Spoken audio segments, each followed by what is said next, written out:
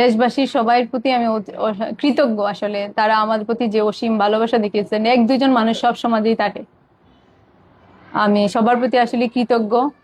আহ, বিশেষ করে আবার আমার এক সাংবাদিক ভাই আমাকে ভাইরাল করেছিল, কিন্তু বাকি সব সাংবাদিকরা যে আপনাদের ঘুরে ঘুরে কাগজ এটা নাম বলেন তো যে আপনি। যে বাকি সাংবাদিক ভাইরা যে আমার পাশে এসে দাঁড়িয়েছেন, এই জন্য আমি আসলে সবার প্রতি কৃতজ্ঞ।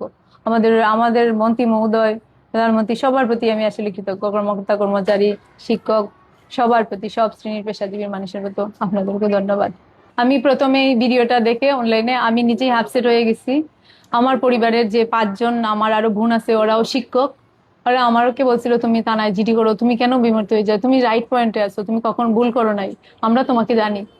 তো আমার পরিবারের আমার সকল বোন, ভাই বোন, প্লাস আমার স্বামী আমাকে যে পরিমাণ সাপোর্ট করছে, আমার বিশেষ করে আমার ছোট মেয়েটা সবসময় আমাকে বলে, মা তুমি রাইট, সবসময় তুমি রাইট, আমি তোমাকে অনুসরণ করি, আমি তোমার মতো হতে চাই।